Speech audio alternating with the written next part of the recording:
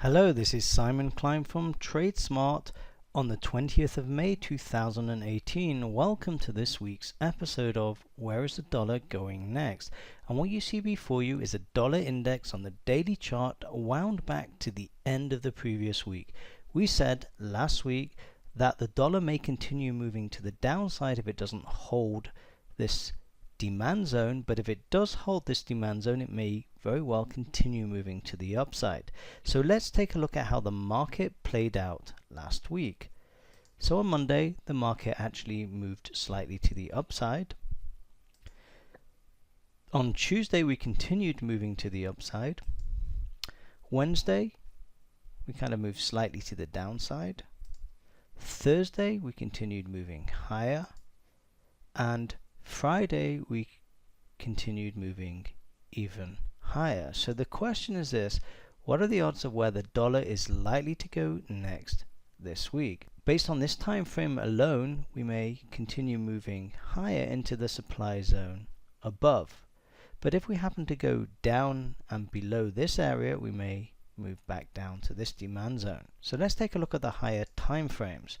If we take a look at the weekly chart here, you can see that the odds last week were that we were likely to move to the downside, but the market decided to continue moving up into this weekly supply zone.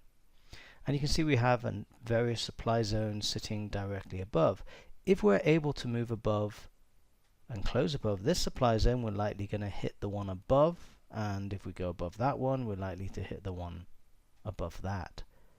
And if we take a look at the monthly chart, you can see we're still in a monthly downtrend, and we're right in the zone where we may, if the monthly downtrend is going to continue moving to the downside, that we turn to the downside. And that could happen anywhere within this supply zone.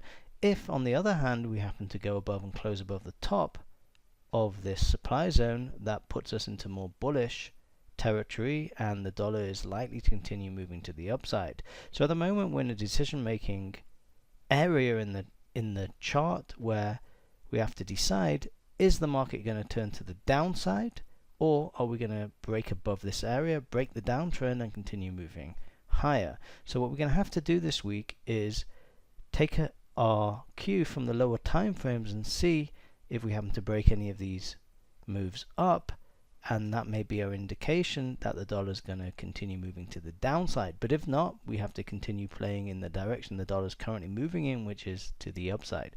So these are the odds of where the dollar is likely to go next this week. What I'd like to do now is point your attention to an ebook that I've actually contributed to, and what I'll do is leave a link below this video, whether you're watching on my YouTube channel or on my blog, where you can actually get your copy of this ebook. That's all for now. This is Simon Klein from TradeSmart. If you like this video, hit the like button below, share it with your friends, and be sure to subscribe at the end. Wishing you the best of luck with your trading this week.